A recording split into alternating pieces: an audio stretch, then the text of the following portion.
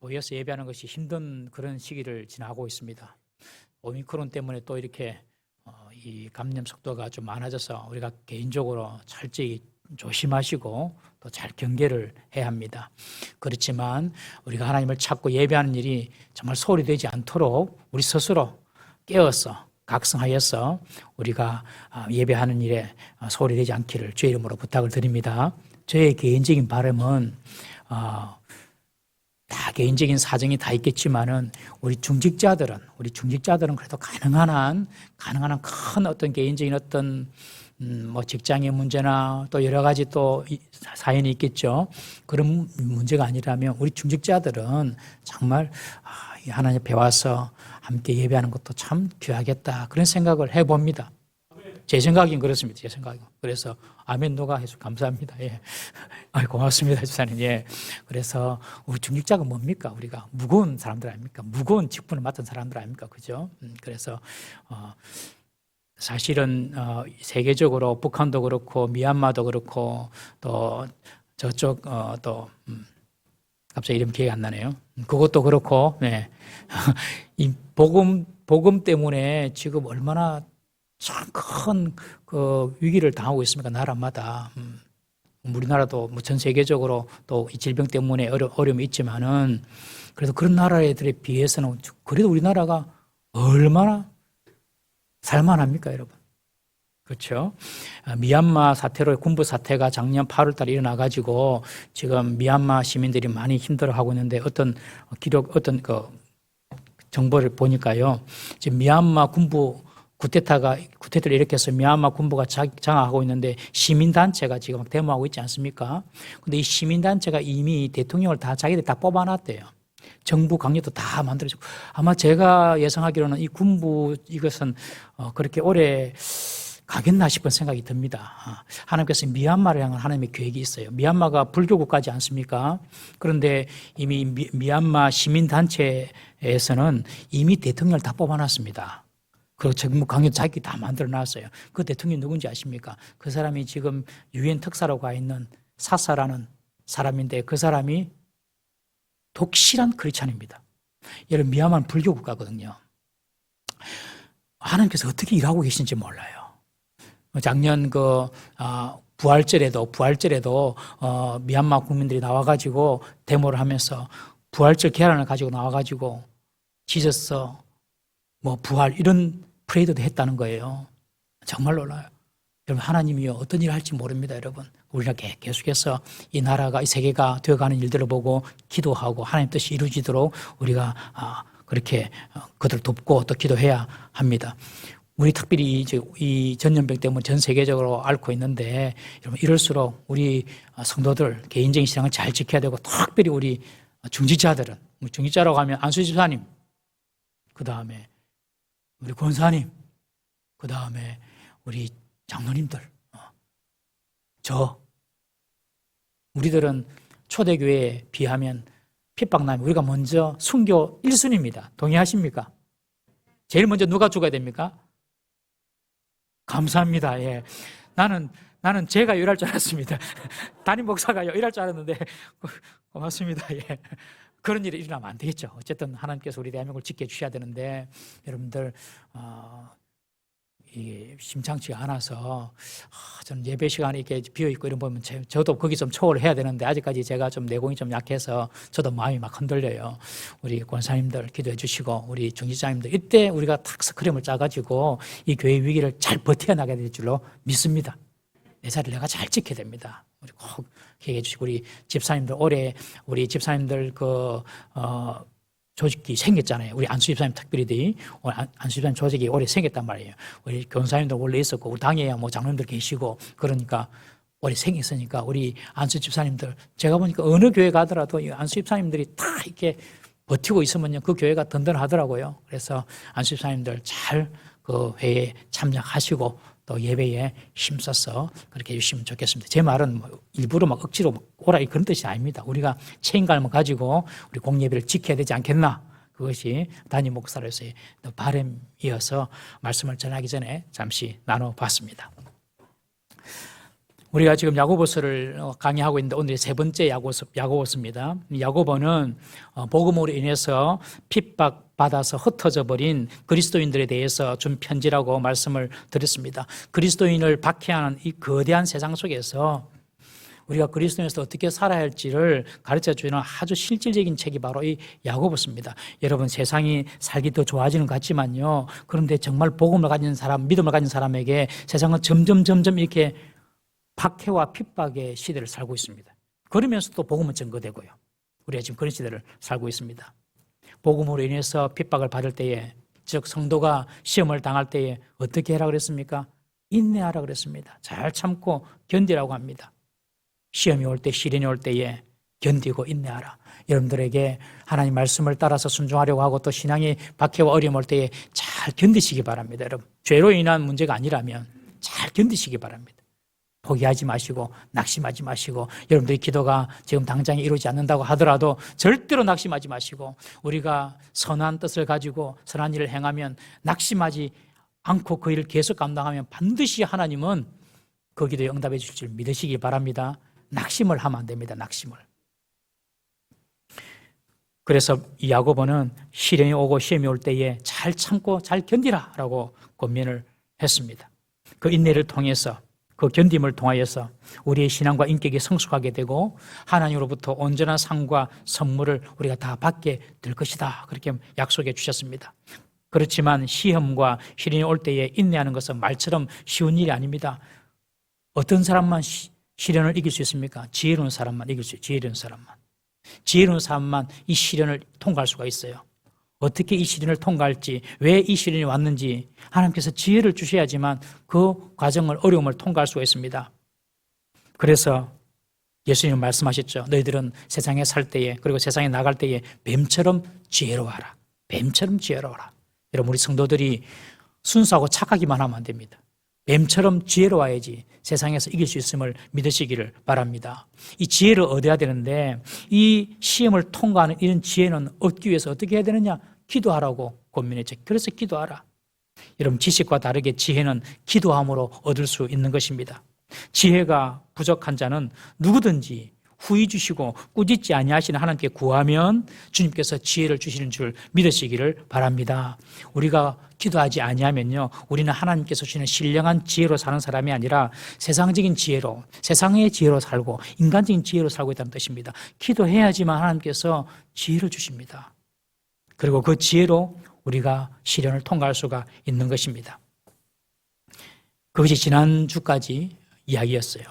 그리고 오늘 9절부터 11절까지 이야기는 다음 주에 또 제가 금요일 날 말씀을 전하겠지만 지금까지의 결론에 해당되는 부분을 지금 야고보가 이야기합니다. 9절에 보시면 나아지는 형제는 이라고 그렇게 표현되어 있지만 헬라어 원문에 보면 대라는 접속사가 있습니다. 이 대라는 접속사는 그러므로 혹은 그러나라는 이런 의미가 있습니다. 그래서 앞에까지 지금 서론을 우리가 보고 있는데, 이 야고보서 앞부분의 서론의 부분을 이야기하면서 그 서론의 결론으로 오늘 본문 이야기, 그리고 다음 번까지 그렇게 결론에 대해서 이야기하고 있어요. 이 서론의 결론입니다. 시험을 당할 때에 인내하고 기도함으로 지혜를 얻어서 고난을 잘 통과해야 하는 이유가 무엇인가? 오늘 결론적으로 이야기합니다. 성도가 시련을 당하고 고통에 직면했을 때에 기억해야 될 사실이 무엇인가? 오늘 본문의 결론입니다. 그것은 바로 이것을 꼭 알아라는 것입니다. 이 세상의 모든 것은 결국에 오래가지 아니하고 다 사라지게 될 것이라는 것입니다. 이 세상의 모든 것 다 사라집니다. 뜨거운 바람이 불어 풀을 말리고 꽃을 떨어뜨리게 하는 것처럼 이 세상은 지극히 제한된 시간 속에서 이루어지는 세상이다. 그리고 이 세상의 삶은 결국 다 사라지게 되는 것이다.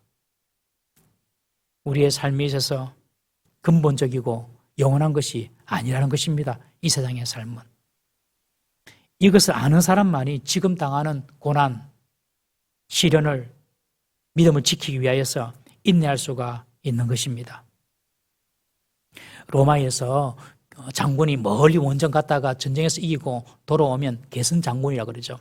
그래서 로마 시내로 팍 들어옵니다. 흰 백마를 태웁니다. 승리를 상징하는 흰 백마를 타고 이 게선 장군이 로마 시내로 들어오면은 그 장군이 탄 그 마차에 전쟁에서 사로잡은 노예를 같이 태운답니다. 그래가지고 이 장군과 승리한 게선 장군과 그 노예가 같이 타고 들어옵니다. 이게 로마 시민으로. 그러면 로마 시민들이 다 나와서 박수를 치면서 수고했다고 칭송을 보내고 찬송을 올립니다. 그 장군에게. 그럼 옆에 있는 노예가 하는 말이 그런 말을 하게 했대요. 메멘토 모리, 메멘토 모리, 메멘토 모리, 메멘토 모리. 이 말이 무슨 말이냐면 죽음을 기억하라. 그런 뜻입니다. 죽음을 기억하라. 지금은 사람들이 네가 승리했다고 그렇게 박수를 치고 환송을 올리지만은 그러나 너도 언젠가는 죽을 것이다. 메멘토 모리, 죽음을 기억하라. 그런 이야기를 이렇게 로마 법으로 이렇게 만들어서 계속해서 자기도 언젠가는 죽을 것이다. 지금은 칭송받고 지금은 잘 나가는 것처럼 보이지만 언젠가는 나도 죽을 것이다. 그것을 상기하고 기억하라고 그 노예를 통해서 메멘토 모리, 메멘토 모리. 여러분, 이 땅에 것은 다 지나가는 것입니다. 우리가 믿음이 없으면 얼마나 이 땅의 삶이 허무합니까, 여러분? 우리 10절과 이 11절의 이 원문은요, 오늘 본문에 나타나는 10절과 11절, 특별히 11절의 이 원문은 어디에서 나온 말씀이냐면 이사야가 이미 했던 말씀입니다. 우리 이사야 40장 6절, 7절, 8절 우리 함께 다 같이 읽어보겠습니다. 시작. 말하는 자의 소리여 이르되 외치라. 대답하되 내가 무엇이라 외치리까 하니 이르되 모든 육체는 풀이요 그의 모든 아름다움은 들의 꽃과 같으니 풀은 마르고 꽃이 시듬은 여호와의 기운이 그 위에 붐이라. 이 백성은 실로 풀이로다. 풀은 마르고 꽃은 시드나 우리 하나님의 말씀은 영원히 서리라 하라. 이사야가 한 말이거든요. 이사야가 이 말을 하게 된 배경이 어떤 배경이냐면 바벨론 군대가 이스라엘을 점령할 때입니다. 앞으로 바벨론 군대가 이스라엘, 예루살렘을 무너뜨리고 이스라엘을 점령하게 될 것이다. 그렇지만 그 영광도 70년 지나지 않는다. 여기서 말하는 꽃, 풀, 아름다운 들의 꽃, 이사야가 말하는 이 표현은 다 누구를 이야기하냐면 1차적으로 바벨론의 영광을 상징합니다. 이 바벨론이 득세해가지고 소아시아 지역 다 지배하고 고대 근동 지역을 다 차지하고 자기가 최고인 줄 알고 그렇게 떠들 때에 지금 떠들 것이라고 보고 지금 이사야가 하는 예언이에요. 그런 꽃들도 다 마르고 시들게 될 것이다. 즉 바벨론 나라가 반드시 멸망하게 될 것이다. 지금 그걸 이사야가 이야기한 것입니다. 70년이 지나면 바벨론이 무너지고 다시 이스라엘이 회복될 것이다. 그러므로 인내하고 기다리라. 지금 그 말씀을 하시는 것입니다.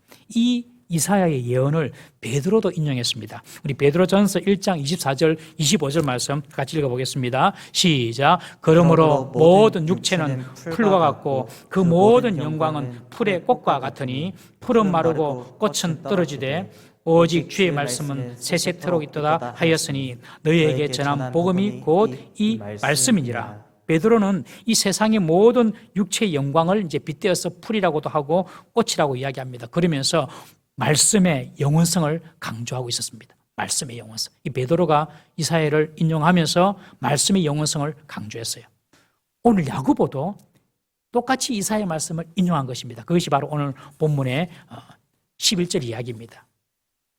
야고보는 이 이사야의 말씀을 인용하면서 이 세상의 영광이나 좋은 것들은 다 풀처럼 마르고 꽃처럼 결국 다 시드는 유한한 것이다. 이것을 강조하면서 지금 받고 있는 이 믿음의 시련을 잘 참고 견디라라고 권면하고 있습니다.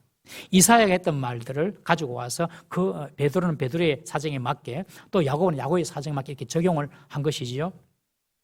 분명한 것은 이 세상은 유한하다는 것입니다. 그러면서 성도가 진정 자랑해야 될 것이 무엇인지를 오늘 본문에 말씀해주고 있습니다. 여러분, 성도가 자랑해야 될 것은 이 세상에 속한 유한한 것이 아닙니다. 사람들이 이 세상 사람들이 자랑하는 것은 무엇입니까? 눈에 보이는 것을 자랑하지 않습니까? 1차적으로 물질적인 복입니다. 물질적인 복. 그리고 또 눈에 보이는 권력입니다. 이런 걸 가지고 세상적으로 많이 쌓아놓고 많이 높아지면 이것을 자랑합니다, 여러분. 당시 로마의 시민권 이것도 자랑거리요. 대단한 자랑거리였습니다. 로마 시민은 죄를 지어도 황제 시저의 재판을 받을 수 있는 권리가 있었고요. 그래서 함부로 로마 시민을 포박하거나 죄를 신문하기 위해서 고문할 수가 없었습니다. 로마 시민은. 고문이 안 돼요. 그리고 이 로마 시민에게는 면세의 특권도 있었습니다. 이런 것들을 로마 시민들은 자랑으로 여겼습니다. 자신의 외모도 건강도 재능도 다 자랑이 될 수 있겠죠. 그러나 이 모든 것들이 이 유한한 세상 속에 속한 것인 줄 우리가 안다면 이런 것들은 자랑할 가치가 없는 것입니다. 여러분 장례식장에 가보시면 아시겠지만 장례식장에 가면 수많은 화환이 절비해 있지 않습니까? 여러분 출신학교 동창부터 이야기해가지고 기업체 이름 또 고인의 생전에 관계된 여러 기관들 단체들 지인들 다 화환해가지고 다 절비하게 세워 있습니다. 그러나 그런 화려한 화환이 있는 죽음보다도 꽃 한 송이 없이 살아가는 생명으로 살아가는 오늘 하루가 여러분 더 가치 있고 더 화려한 것 아니겠습니까? 죽음 앞에서는 모든 것이 그 빛을 다 발해버립니다. 그래서 야고보는 세상에 끝이 있음을 알고 달려가는 주의 백성에게 세상의 것을 가지고 너무 자랑하지 마라. 세상의 것에 그리고 세상의 것에 부족하다고 세상의 부족으로 너무 주눅들지 마라. 그렇게 당부하고 있는 것입니다. 그러면서 낮은 형제와 부한 자를 대비하여서 유한한 이 세상에서 진정 자랑해야 할 것이 무엇인지를 지금 야고보는 말씀해 주고 있습니다. 9절에 보시니까 낮은 형제는 자기의 높음을 자랑해라. 낮은 형제는 자기의 높음을 자랑하라. 그리고 부한 자들은 자기의 낮아짐을 자랑하라 라고 말합니다. 여기서 말하는 낮은 형제라는 것은 1차적으로 그리스도인 중에서 경제적인 능력이 없는 자를 말합니다. 그리고 부한 자는 1차적으로 경제적인 능력이 있는 자를 말합니다. 경제적인 능력뿐만 아니라 어떤 사회적인 신분이나 또 권력도 다 포함된다고 할 수 있죠. 그러니 물질이나 능력이 많은 사람을 부한 자로 그리고 그 능력이나 또 신분이 낮고 가난한 사람을 낮은 자로 그렇게 표현하고 있습니다. 특별히 야고보는 가난한 형제라고 말하지 않고 낮은 형제라고 말하므로 신분적인 문제에서 노예나 종들을 염두하는 표현이라고 볼 수가 있습니다. 당시 교회 안에는 신분이 높은 사람도 있었지만 노예로서 복음을 받아들이고 교회 공동체에 들어온 인원들이 있었거든요. 잘 아시는 오네시모. 이 오네시모처럼 이렇게 노예지만은 예수 그리스도를 믿고 교회 안에 들어온 사람이 있다는 것입니다. 그러니까 교회 안에는 신분이 높은 사람도 있고 낮은 자도 있고 부한 자도 있고 가난한 자도 있고 막 이렇게 섞여 살았던 것입니다. 그런데 교회 안에 이런 빈부, 귀천 때문에 차별이 일어났다는 것이죠. 이것을 감지한 이 야고보가 지금 권면하고 있는 것입니다. 성도가 진정 자랑해야 될 것이 무엇인가? 그것을 지금 교훈하고 있는 것이에요. 낮은 자는 높음을 자랑하고 부한 자는 낮음을 자랑하라. 여러분 신분이 낮은 자는요 자신의 높음을 자랑하라고 합니다. 어떤 높음입니까? 바로 영적인 신분을 말합니다. 영적인 신분. 물질적으로는 가난하고 신분적으로는 하층민에 속해 있지만은 우리가 예수 그리스도를 믿어서 하나님의 자녀가 된 그 영적인 신분, 높아진 영적인 하나님의 자녀의 신분을 자랑하라라는 것입니다. 여러분 이렇게 하는 것이 가능한 일입니까? 그렇게 살아라는 것이죠. 가난하다고 못 배웠다고 신분이 낮다고 기죽지 마라. 쫄지도 말고 위축되지도 마라. 예수 믿고 하나님의 자녀가 되었으면 그 하나님의 자녀가 된 높은 영적인 신분 그것을 자랑하라. 할렐루야. 여러분 이 하나님께서 우리에게 주신 하나님의 자녀로서의 높은 신분을 자랑할 수 있습니까 여러분? 그렇게 자랑하며 살아라는 것입니다.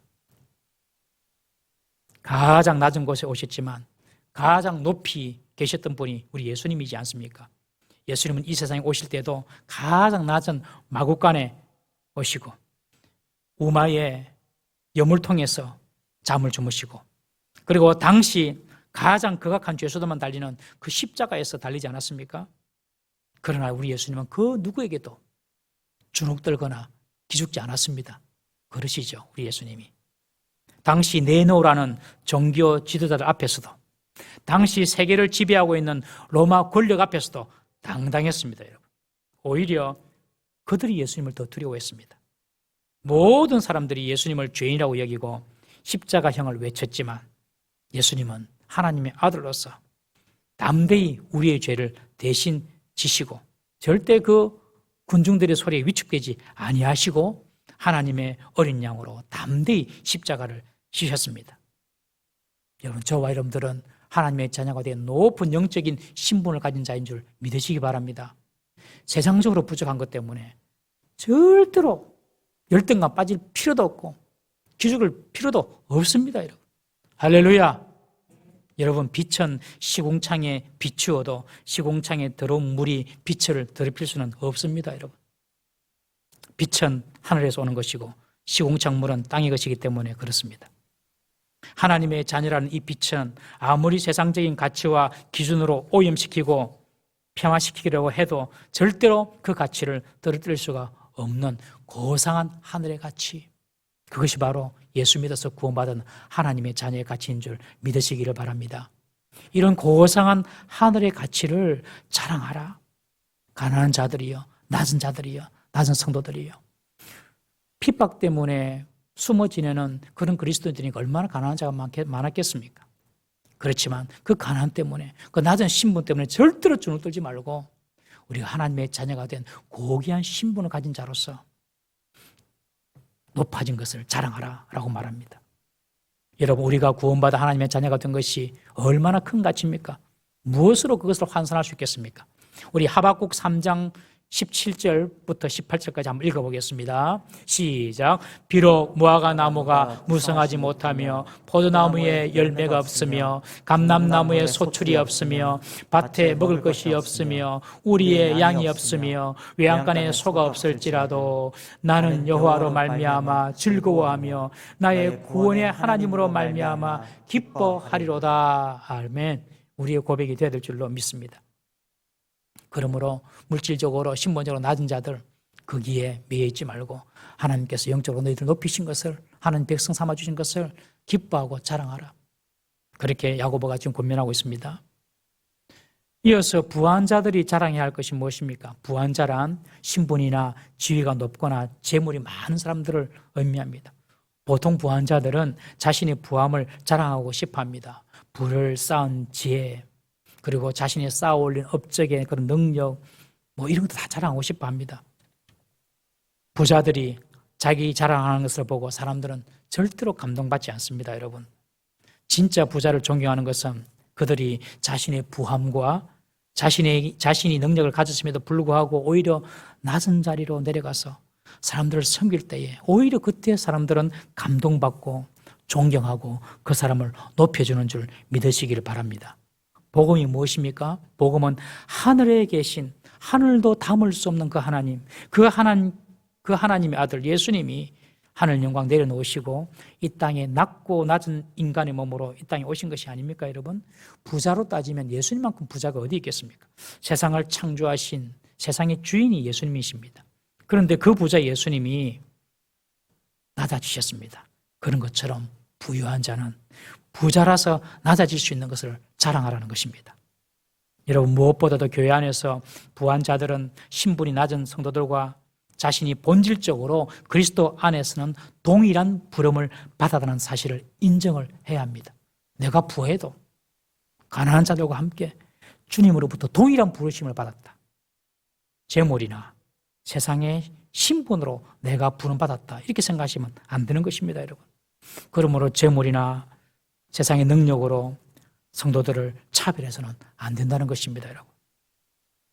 부유한 성도 자신도 생각하기를 자신들의 가치가 이 세상에 있는 그런 물질적인 소유나 부유함, 사회적인 성공에 달려있지 않다는 사실을 알아야 합니다. 당신이 100억 가진 부자이기 때문에 당신은 존귀합니다, 이게 아니라는 것이죠, 여러분. 믿습니까? 그것이 우리를 가치롭게 하는 것이 아니라는 사실을 이 부유한 자도 알아라는 것입니다. 그러므로 부유한 그리스도인들은 오직 예수님처럼 자신의 낮아짐을 자랑 삼아야 합니다. 낮아질 때에 진정 주님께서 높이는 사람이 될 수가 있습니다. 우리 빌립보서 2장 6절, 7절, 8절, 9절, 10절, 우리 11절까지 우리 다 같이 한번 읽어보겠습니다. 시작. 그는 근본 하나님의 본체시나 하나님과 동등됨을 취할 것으로 여기지 아니하시고 오히려 자기를 비워 종의 형체를 가지사 사람들과 같이 되셨고 사람의 모양으로 나타나사 자기를 낮추시고 죽기까지 복종하셨으니 곧 십자가에 죽으심이라. 이러므로 하나님이 그를 지극히 높여 모든 이름 위에 뛰어난 이름을 주사 하늘에 있는 자들과 땅에 있는 자들과 땅 아래에 있는 자들로 모든 무릎을 예수의 이름에 꿇게 하시고 모든 입으로 예수 그리스도를 주라 시인하여 하나님 아버지께 영광을 돌리게 하셨느니라. 말씀하십니다. 예수님께서 낮아지셨기 때문에 하나님께서 그를 높이셨다라고 말씀합니다. 여러분, 낮아질 때의 영광을 받을 수가 있습니다. 이것은 틀림이 없습니다. 자신을 낮추는 사람을 사람들은 존경하고 그 사람을 공경하고 그 사람을 높이는 것입니다. 부자들은 자신이 낮아질 수 있음을 감사하라. 그리고 그 낮아짐을 자랑하라 라고 말합니다. 여러분, 이 땅의 것으로 우리가 자랑하는 모든 것들은 시간이 지나가면 풀처럼 꽃처럼 다 마르고 다 떨어지는 사라지는 것들입니다. 부자 3대 못 가고 권력 10년 못 가고 붉은 꽃 10일 못 간다는 속담 있지 않습니까? 젊음도 영원할 것 같지만 곧 주름 생기고 머리 빠지고 우리 아버지, 우리 어머니처럼 우리가 변해 갈 것입니다. 우리의 이 땅에서의 생명도 안개같이 사라지고 죽음을 맞이할 때가 옵니다, 여러분. 그러므로 이 세상의 것으로 자랑하지 말고 지나가는 것에 목숨 걸지 말라는 것입니다. 그런 자가 현명하고 지혜로운 자입니다. 하나님은 자기를 자랑하는 자를 너무너무 싫어하십니다.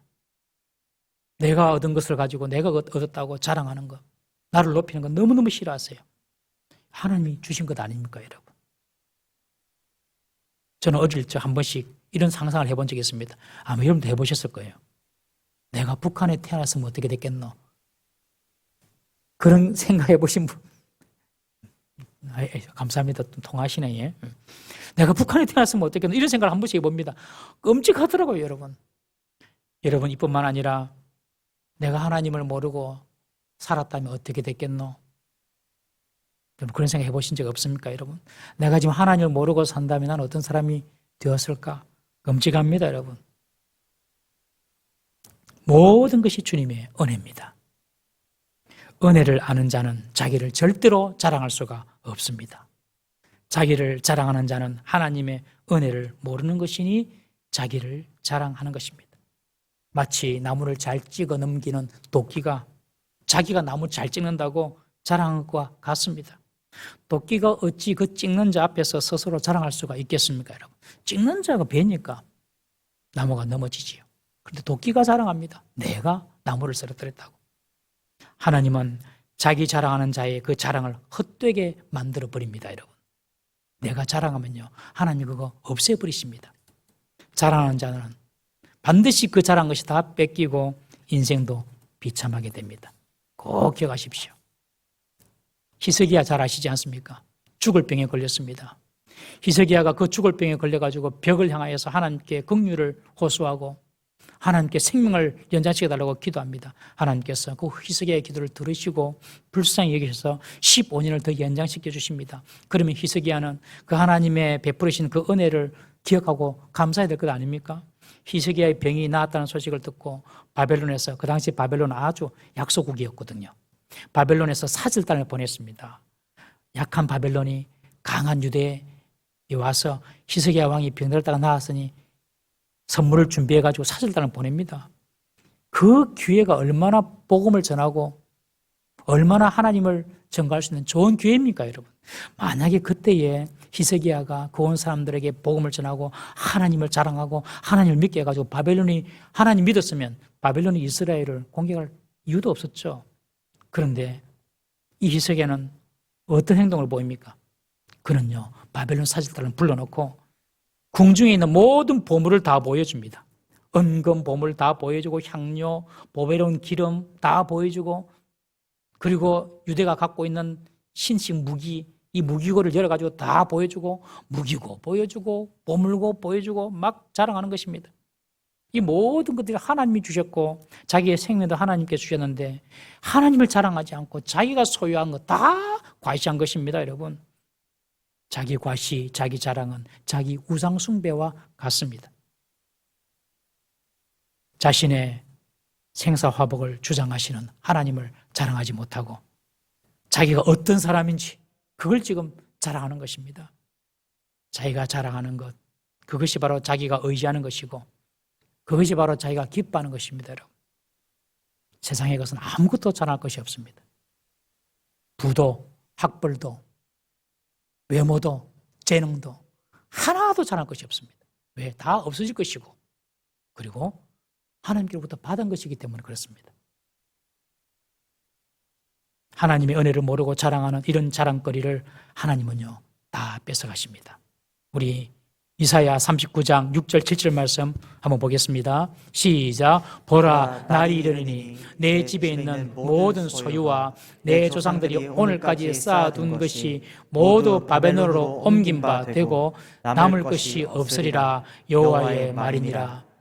또 내게서 태어날 자손 중에서 몇이 사로잡혀 바벨론 왕궁의 환관이 되리라 하셨나이다 하니, 히스기야가 바벨론의 사절단들에게 보여준 모든 재물들 나중에 다 바벨론 사람 다 가서 다 가져가시다. 실제로 바벨론 군대가 쳐들어와가지고 예루살렘 불태우고 성전에 있는 은금 다 가져가잖아요. 그걸 다 가져가잖아요. 그 재물뿐만 아니라 히스기야의 후손들도 바벨론으로 끌려가서 바벨론 왕궁의 환관, 넷입니다. 넷이 환관이 되도록 하겠다는 것입니다. 이것은 나중에 훗날 바벨론이 쳐들어왔을 때에 유다 통치자들이 다 잡혀가가지고 이 왕자들이 다 잡혀가가지고 그 바벨론의 종이 됩니다. 그대로 이루어집니다. 여러분, 자랑하는 자는 그 자랑하는 것을 잃게 될 것입니다. 그리고 후손까지 비참해질 수가 있는 것입니다. 유다를 무너뜨린 이 바벨론도 얼마나 교만하고 자랑인지 모릅니다. 갑자기 바벨론이 힘을 얻으니까 바벨론이 그냥 미미하게 있다가 갑자기 힘을 얻었거든요. 하나님께서 갑자기 바벨론에게 힘을 준 거예요. 그래서 신흥 바벨론이라고 하지 않습니까? 고대 바벨론은 옛날에 있었지만 그 고대 바벨론 이후에 그냥 바벨론이 미미하게 살았는데 하나님이 이스라엘 유다를 치는 인간 막대기로 삼으려고 인간 채찍으로 삼으려고 그냥 바벨론을 갑자기 힘을 준 겁니다. 이 바벨론이 자기 힘으로 된 줄을 아는 거예요.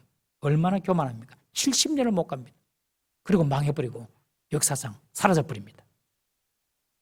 페르시아가 와서 바벨론을 멸망시키죠.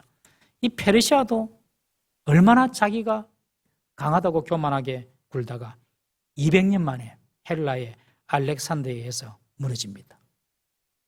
페르시아도 사라져버립니다. 헬라의 알렉산더도 13년 만에 이 알렉산더가 13년 만에 20살 때 전쟁이 나와가지고 33살 때 13년 만에 소아시아, 애굽, 인도까지 다 점령해버립니다. 이 알렉산더가 13년 만에 세계를 지배해버려요. 얼마나 또 교만했는지 33세 때에 알렉산더는 죽어버리고 이 헬라 제국은 300년을 가다가 로마에 의해서 무너집니다.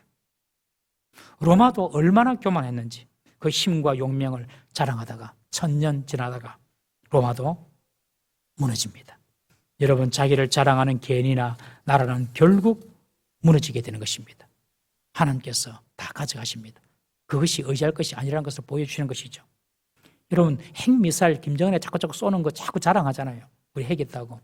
결국 성경적으로 보면 무너지게 될 것입니다. 여러분, 무너질 팀은 안 보이지만 우리는 모르지만 무너지게 될 것입니다. 그것이 영적인 원리입니다. 여러분, 자기를 자랑하면 무너지게 되는 것입니다. 우리가 자랑할 것은 고린도후서 10장 17절 자랑하는 자는 주 안에서 자랑할지니라. 여러분, 우리는 주님만 자랑해야 될 줄로 믿습니다. 원래 바울에게도 자랑거리가 많았습니다. 그는 예수님 믿기 전에 출세의 탄탄대로를 걷던 사람 아닙니까? 남 부를 것이 없는 환경 속에서 자란 사람입니다. 빌립보서 3장 5절 6절에 보면 나는 8일 만에 할례를 받고 이스라엘 족속이요 베냐민 지파요 정통 이스라엘을 살면 말이에요. 히브리인 중에 히브리인이요 율법으로는 바리새인이요 열심으로는 교회를 박해하고 율법에 어려놓은 흠이 없는 자다. 그리고 사도행전 22장 3절에 보면 나는 유대인으로서 길리가 다스에서 태어났고 가말리엘의 문화, 가말리엘이라는 서성 밑에서 나는 자란 제자다. 뭐 이러면서 막 자기 자랑할 수 있는 조건을 막 이야기하지 않습니까? 그렇지만 바울은 말합니다. 빌립보서 3장 7절에 그러나 무엇이든지 내게 유익하던 것을 내가 다 그리스도를 위하여 해로 여기고 내 주 그리스도 예수를 아는 지식이 가장 고상함을 내가 깨달았다. 그리고 하는 고백이 갈라디아서 6장 14절입니다. 다 같이 한번 갈라디아서 6장 14절 읽어보겠습니다. 시작. 그러나 내게는 우리 주 예수 그리스도의 십자가 외에 결코 자랑할 것이 없으니 그리스도로 말미암아 세상이 나를 대하여 십자가에 못 박히고 내가 또한 세상을 대하여 그러하리라. 아멘. 십자가 외에는 내가 자랑할 것이 없다. 다 소유해 본 사람입니다. 그런데 이 모든 건 다 지나가는 것입니다. 십자가 말고는 내가 결코 자랑할 것이 없다. 우리 동부살림교회 모든 성도들이 입만 열면 십자가 자랑, 예수님 자랑, 교회 자랑하는 우리 성도 되기를 주의 이름으로 축원합니다. 유한한 세상 속에서 성도가 가져야 될 지혜가 무엇입니까? 이 세상의 모든 영광이나 부귀 이런 것들이 아닙니다. 이런 것들은 다 풀처럼 마르고 꽃처럼 떨어지지만 우리가 가진 이 믿음은 영원한 것입니다. 그러므로 이 세상은 다 지나가는 것이고 믿음이 영원하다. 이 사실을 우리가 꼭 기억해야 됩니다. 그래야지만 고난이나 박해가 오더라도 기쁨으로 인내하고 견딜 수가 있는 것입니다. 성도들이 가난하다고 비천한 상황이 있다고 절대로 그것 때문에 여러분들의 가치를 떨어뜨리지 말기를 주의 이름으로 축원합니다.